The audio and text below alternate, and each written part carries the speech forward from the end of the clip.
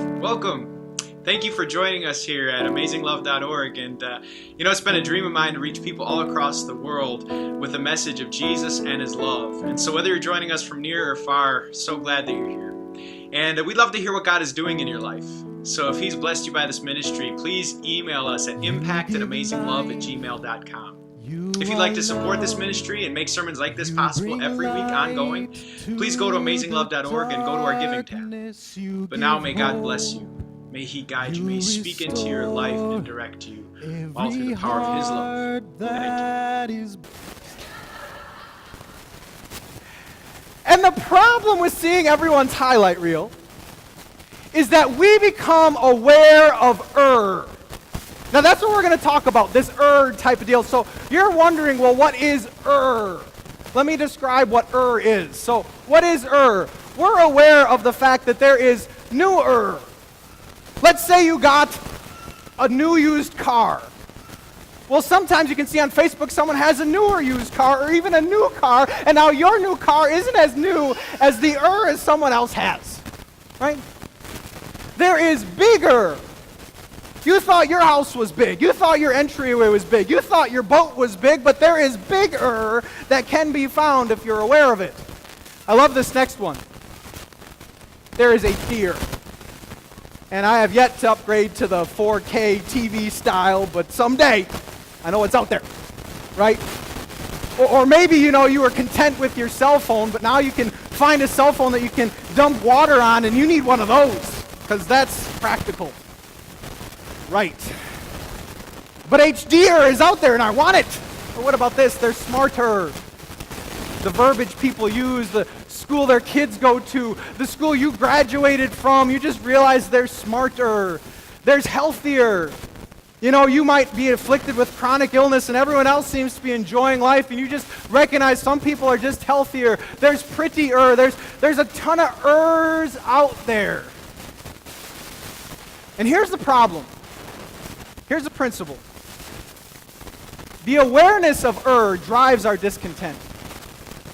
It is awareness of what everyone else has that now makes what we have second class or not as good. It is awareness, again, that can so often drive discontent. I remember when this happened for me. I grew up in a household doing chores, and it's still good to do chores, so we have chores going on. And one of my chores was mowing the lawn and doing the string trimming. Mowing the lawn, doing the string trimming. Many times that would take like 4 hours, right? That's a lot to do. And I'd be happy that my mom, after a hard day of work, would take me to Dairy Queen, and I would get a cherry dip cone. So it was vanilla and dipped in cherry, and this was my reward for mowing the lawn and doing the string trim. We go DQ. And I was good with DQ. Good feelings going on. But then I saw what my buddy got. See, my buddy also mows the lawn. You know what he gets? $5. That buys a lot of dip cones. If I had that arrangement, I'd mow the lawn every day, right?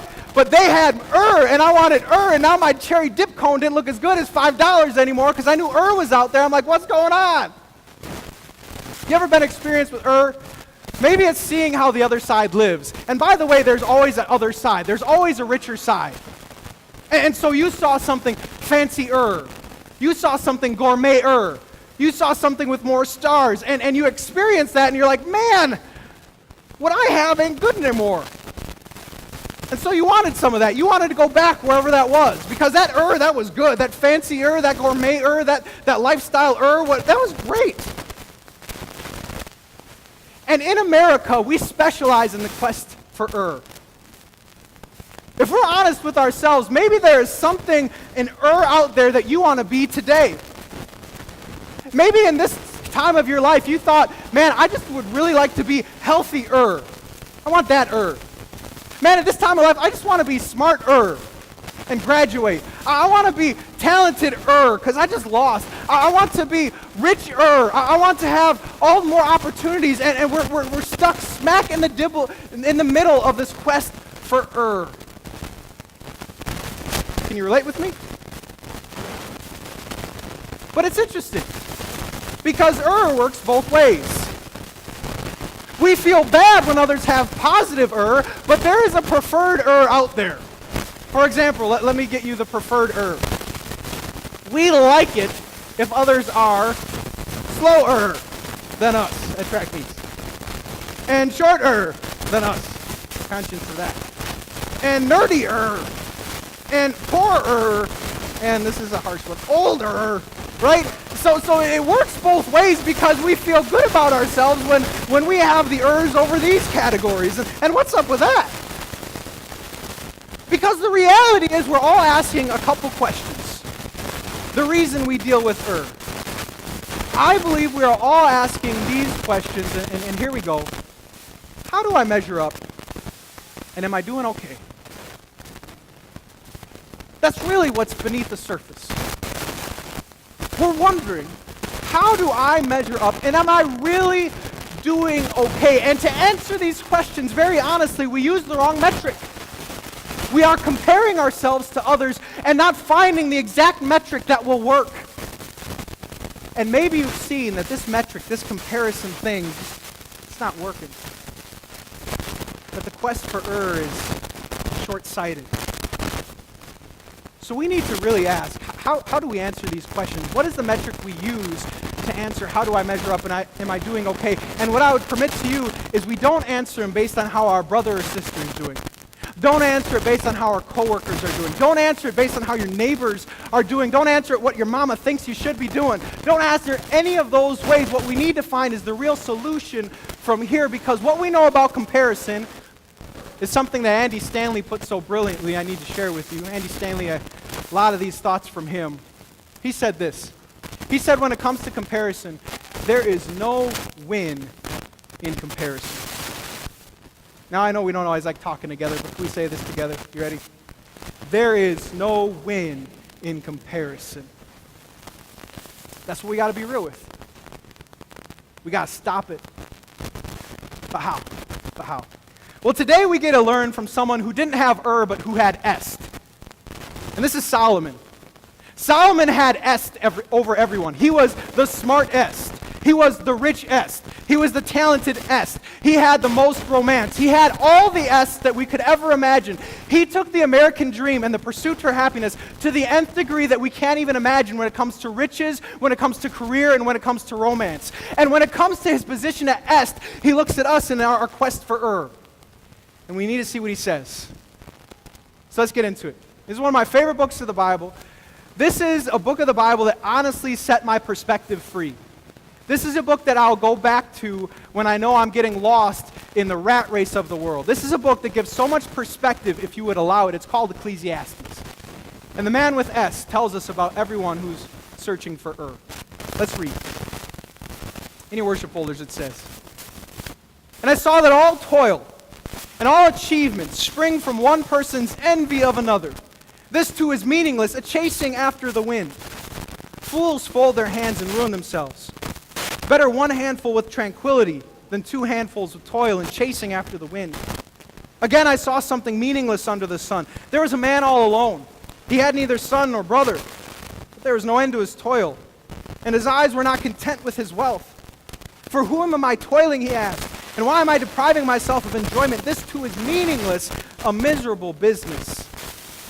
This is the word that I believe can set us free if we hear it. May God so work in your heart, your life today as we consider these words.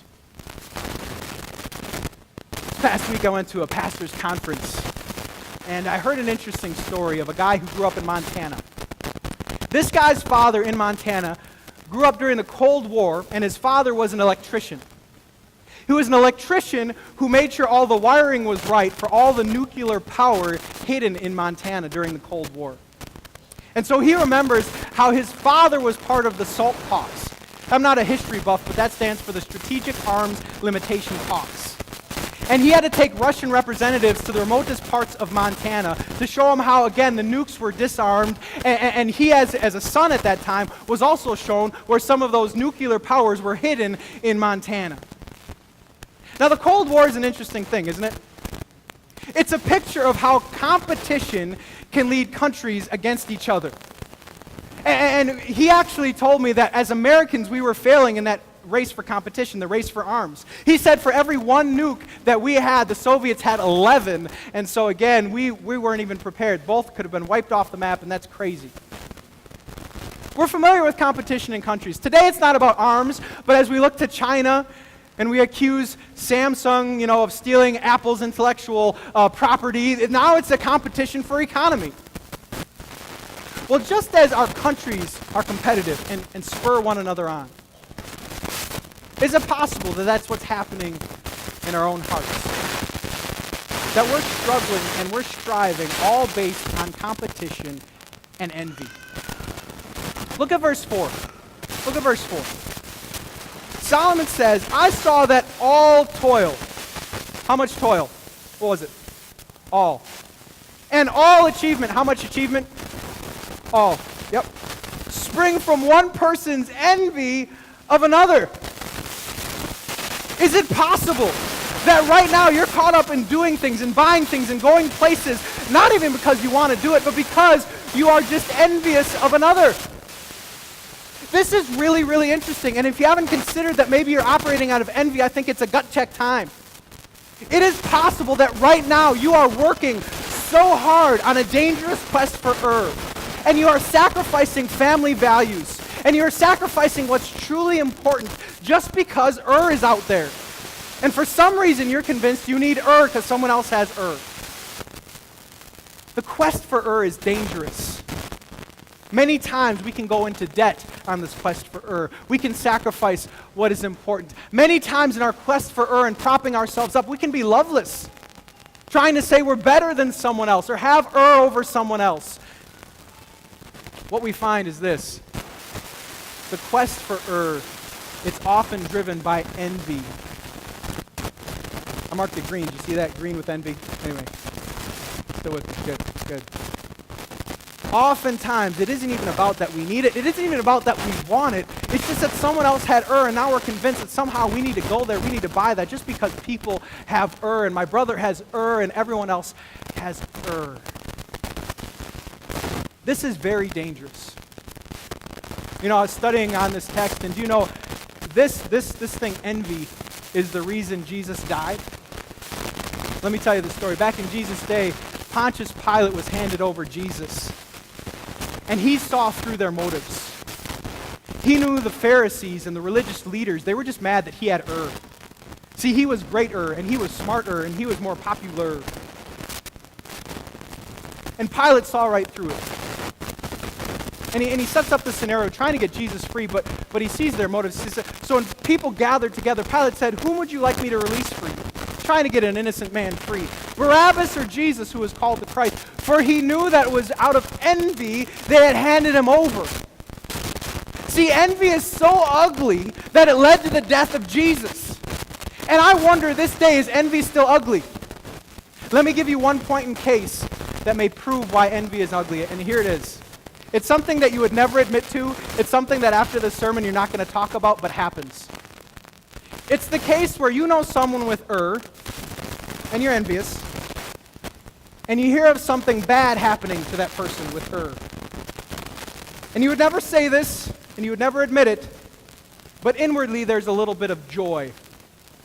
There's a little bit of, because you were jealous of their and you felt lesser because they had more. Can you relate? And don't nod heads and anything. But what is with that? This is the ugly monster of envy.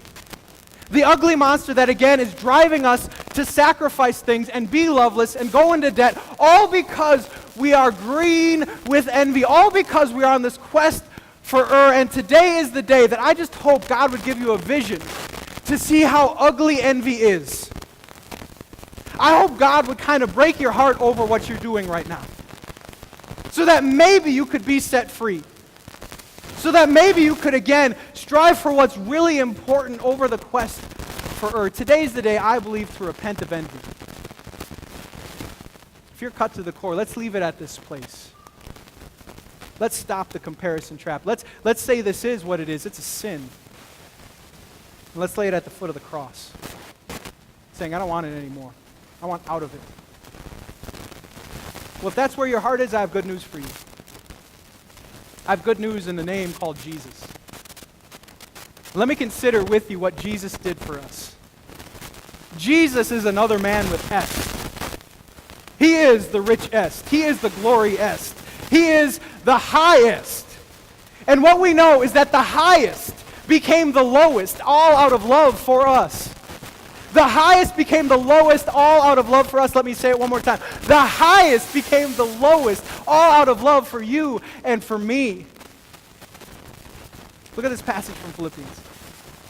It says about Jesus, he's in very nature God. Jesus is God. But he didn't consider equality with God something to be used to his own advantage. He didn't use his est or his to prop himself up and make others feel bad. No, look what he did. He empties himself. Rather, he made himself nothing by taking the very nature of a servant. Being made in human likeness and being found in appearance as a man, he humbled himself, but become obedient to death, even death on the cross. And the great news is this, dear friends. Though we were bankrupt, we are now rich.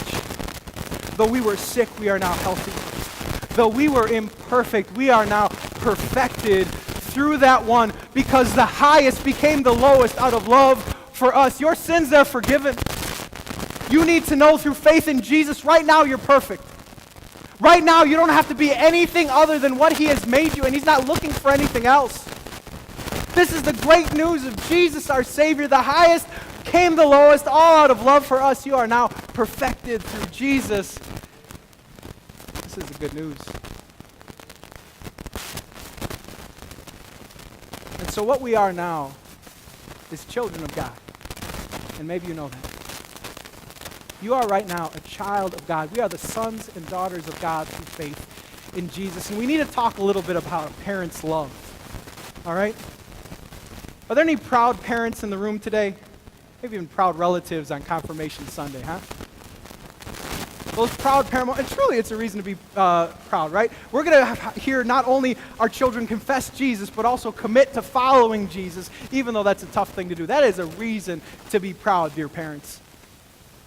I had a proud parent moment I was hoping I could share with you. It was the end of a commencement concert, and I got approval to share that with you. It's a video clip of the end of commencement concert. I just wanted to share my proud parent moment. Is that okay?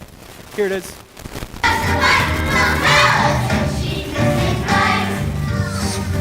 That's the most delicious soup I ever tasted. Can I have some more?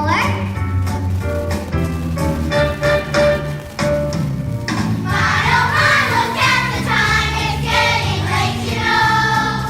Please don't call us, we'll call you so sorry. You must go.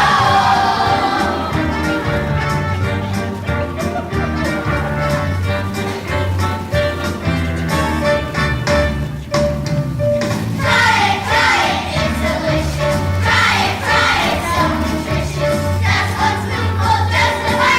Won't tell us if he's Mr. Right. There it is. There it is.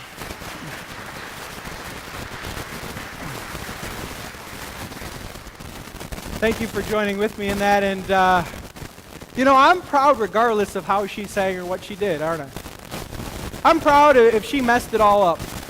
Right? She didn't do that, but I would have been proud either way. And that's just because of our relationship. See, she's my daughter. And so I'm going to be proud of my daughter as long as she's my daughter, which is forever. And that's just how this works. And as a good parent, who am I comparing her to? Who do good parents compare their children to? The answer is no one. Because of this relationship. The answer is I love her for who she is. I don't need her to be anyone else. I love them just for who they are. Now, if good parents know what it is like not to compare, let me ask you a better question. Who does our Heavenly Father compare us to? What's the answer? No one. He says, perfect the way you are. In fact, I made you for a reason. I like your uniqueness. I like exactly who you are right now, and that's true regardless. That's true regardless if right now in your career you're killing it or you're not. That's true regardless if you're at school and you are popular or you're not. That's true regardless if you have over others or if others have over you. He says you are perfect regardless this day. This is the truth that if you let it, it will set you free. Because when we go back to these questions and we answer them based on the Father's view, how do I measure up and am I doing okay? The resounding answer is you are because of the Father. You are today everything you need to be, perfected through Jesus, through faith in Him. You are everything right now. And yes, we can all work on stuff, but you are perfect regardless. And this is the way free. This is the only way free from the comparison trap. So here's the fill-in. The Father's view is the only way out of that comparison trap. The Father's view is the only way out. Sorry for the low battery notice. You plan well, anyway. So we got to rush. But no, anyway. 10 seconds. Anyway, the Father's view is what sets us free. Okay? And if we would every time when we see those Facebook posts, and maybe we should even pause from Facebook use. I'm not saying it's evil. I'm not saying it's the devil. All I'm just asking you, if you use it regularly, is ask what it's doing to you. And every time you see and you don't have maybe we would just pause and say, what does my Father say of me? What's my Father think of me? Right now, is my Father okay with where I'm at? And the answer is, He is. But there are practical things we need to consider before we're done. And one of the practical things we need to consider is an attitude. See, some of you hearing this, and some of us hearing this, may say, okay, because God says I'm perfect, maybe I have nothing to do. Maybe I can just do whatevs, don't have to care anymore. I love that, because the Father says I'm always perfect. Is that what God is talking about? Well, let's look at Solomon, verse 5. He says, he speaks directly into this. Fools fold their hands and ruin themselves. If you could translate it literally the Hebrew says you're stupid. I didn't use the word Solomon did. Stupid is the person who says, I don't have to try. Stupid is the person who doesn't work at it. What I find is this principle, that security shouldn't lead to complacency. The security we have in God shouldn't lead us to throw up our hands and say, I don't have to do anything, I don't have to try, all because of the Father's view. In fact, we know this in our world. Have you ever noticed that sometimes people get too comfortable? Don't point fingers, I know it's a family gathering, but sometimes families get together and certain people are just too comfortable. And what does too comfortable lead you to do? It leads you to not use your filter. Let's be honest, sometimes you need a filter. It leads you to being a bad house guest. Let's be honest, sometimes you're just a mess. Too comfortable also works in communities. When you're in a community, when you're secure, well, it could be anywhere, it could even be in the church. Whenever you're secure, sometimes that security isn't a good thing. That security leads you to be less nice to those who are new. That security leads you to be less outgoing to those who really need an arm or a shoulder to cry on. Too comfortable isn't the goal. Rather, we should still strive to do what God tells us. In fact, Solomon would later say, whatever your hands find to do, work at it with all your might. The same Solomon. So it's not about being complacent. That isn't what we're talking about. But then he sets up a great picture, and we're going to illustrate this. And I've called on 2 volunteers who I would bring to the stage if they're comfortable. So my 2 volunteers, we're going to illustrate what Solomon says next. So welcome. Can we give them a round of applause? It's scary being up here. And you can, I'm going to position you right here so everyone can see you. Position you right here. Awesome. Got Lucas and Colin, our brave souls for today.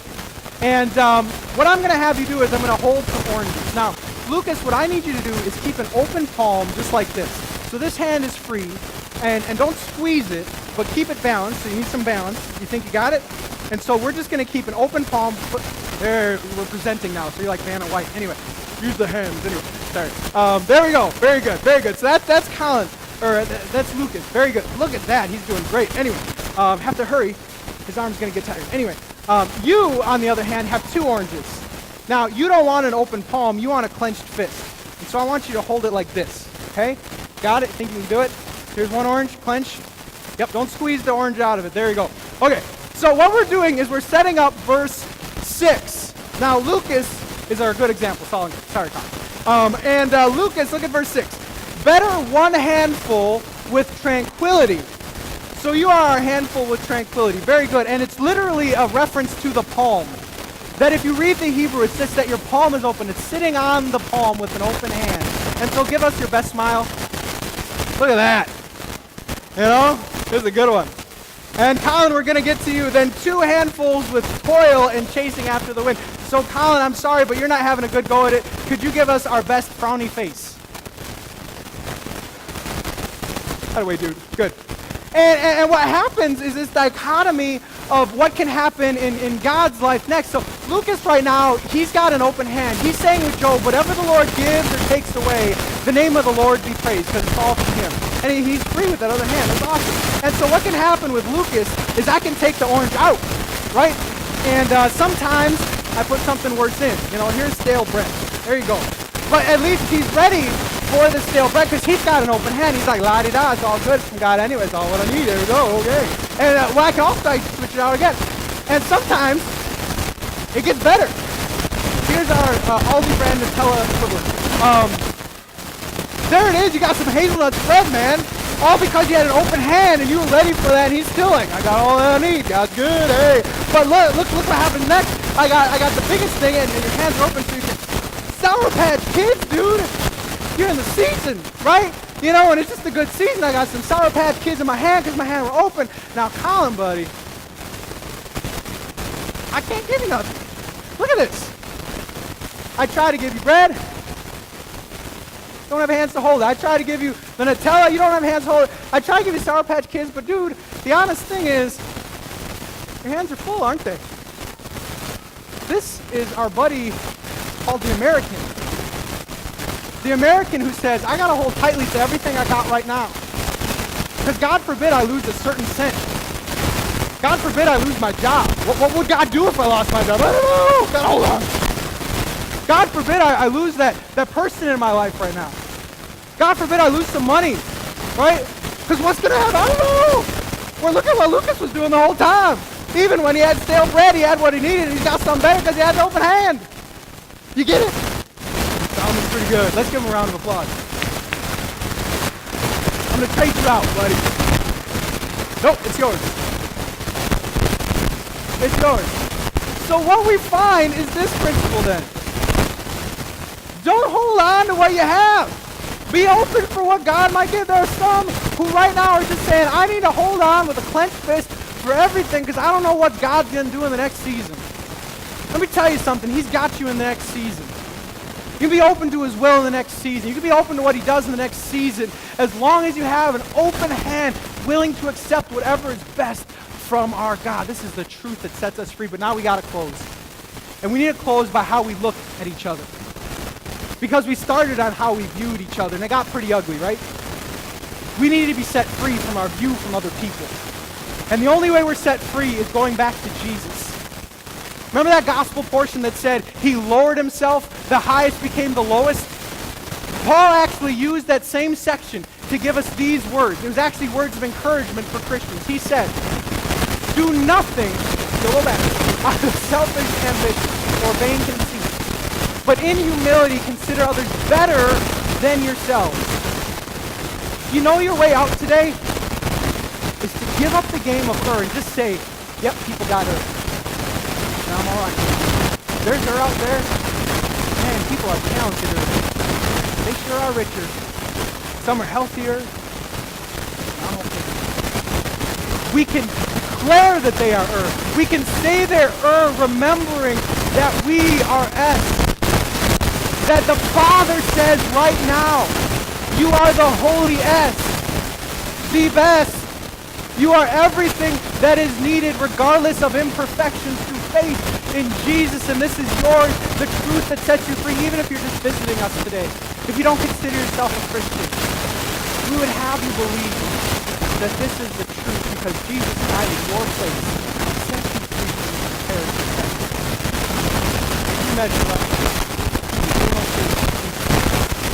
Let's cut out the knife and get out of the track. Now let me pray for you. Pray.